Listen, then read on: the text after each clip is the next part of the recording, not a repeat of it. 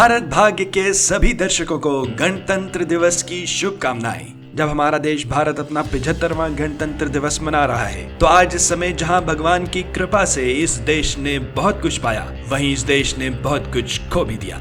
आज हम वही गलतियां, वही कमियां जनता के सामने रख रहे हैं, ताकि हम अपना ही अक्स देख सकें और इसका कुछ उपाय, कुछ समाधान कर सकें। अत्यंत दुख के साथ आपको बता रहे हैं कि आज जब हम 75वां गणतंत्र दिवस मना रहे हैं, तो भारत में प्रतिदिन लगभग 87 बलात्कार के केसेस दर्ज किए जा रहे हैं। ये हम नहीं कह रहे, ये है कहना वर्ल्ड पॉपुलेशन रिव्यू के आंकड़ों का। हमारे इस महान देश में आज भी हर 20 मिनट बाद एक महिला का बलात्कार होता है। आंकड़ों की और भी व्याख्या की जाए तो देशवासियों का सर शर्म से और भी झुक जाएगा। अगर भ्रष्टाचार की चर्चा की जाए तो ट्रांसपेरेंसी इंटरनेशनल द्वारा रिपोर्ट की गई 2022 करप्शन परसेप्शन इंडेक्स या भ्रष्टाचार धारणा सूचकांक के अनुसार 180 देशों में से 80वां सबसे कम भ्रष्ट देश है। आगे चलते हैं। गरीबी हमारे देश की प्रमुख समस्याओं में से एक है, जिनसे हम कई वर्षों से जूझ रहे हैं। मल्टी डायमेंशन पॉवर्टी इंडेक्स के अनुसार दुनिया भर के 1/3 गरीब लोग दक्षिणी एशिया में रहते हैं, जिनकी सबसे ज्यादा संख्या भारत में है। भारत में आज भी 63% लोग अत्यधिक गरीबी में रह रहे हैं।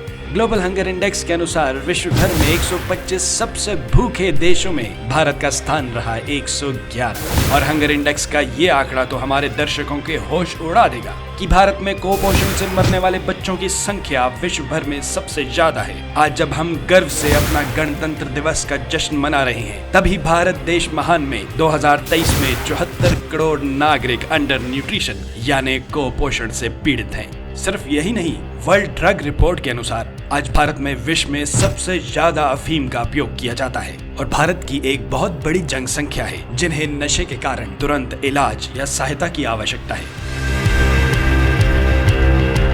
विश्व के 37% निरक्षर या अनपढ़ लोग, जिनकी कुल संख्या 29 करोड़ बनती है, भारतीय हैं। यूनेस्को के अनुसार आज 2024 में भी भारत में लगभग 28 करोड़ ऐसे लोग हैं जो पढ़ना लिखना नहीं जानते।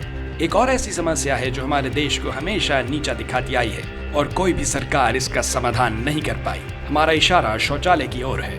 लगभग 34 करोड़ से अधिक नागरिकों को शौचालय जैसी बुनियादी सुविधाएं उपलब्ध नहीं है और ये दुनिया के किसी भी देश की दूसरी बड़ी संख्या है, जिसके कारण WHO कहता है कि प्रतिदिन भारत में 10 से जुड़ी बीमारियों से लगभग 221 बच्चों की मौत हो जाती है। वुमेन हैरासमेंट या महिला उत्पीड़न के आंकड़े भी बहुत आश्चर्यजनक हैं। 80% से अधिक महिलाओं को भारत में प्रतिदिन हरासमेंट का सामना करना पड़ता है। थॉमस रिपोर्टर परसेप्शन पोल के अनुसार भारत महिलाओं के लिए सबसे असुरक्षित देशों में से एक है। प्रतिवर्ष करीब 550 विदेशी हरासमेंट की रिपोर्ट करते हैं।